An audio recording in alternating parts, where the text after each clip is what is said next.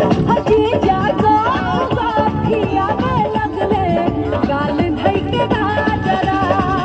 रहे नाही डिबिया घर में सोच गइले बाजारा रहे नाही डिबिया घर में सोच गइले बाजारा अजीजा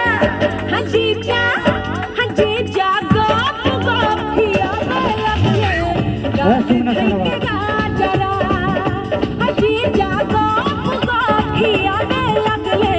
गाल धइके गाजरा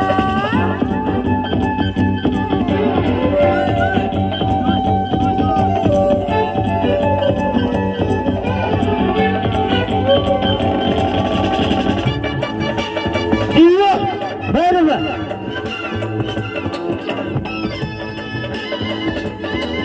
राजू बेटा और राजू बेटा नरमी बेटा। कलैया उसके पकड़ ले हम ना छोड़ोगे कमली लोक लाज के डर के हुसे बतिया नहीं बता बोली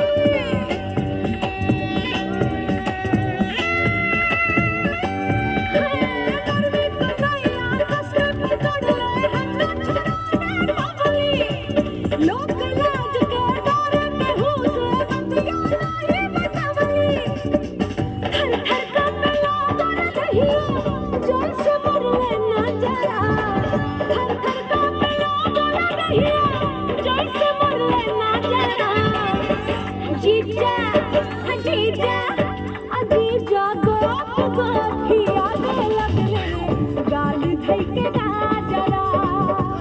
जीजा गाठिया में लगले गाल धइके गाजरा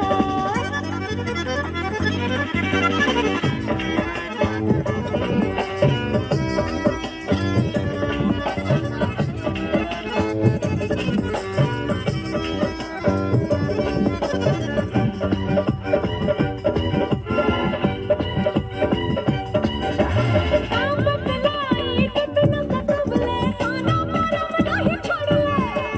खात खात गजरा गिर गइली ढाई के बाहे झक छोड़ले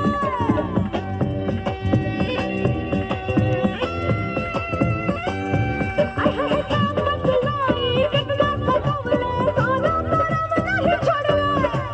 खात खात गजरा गिर गइली ढाई के बाहे झक छोड़ले हो गई बर्बाद लखेते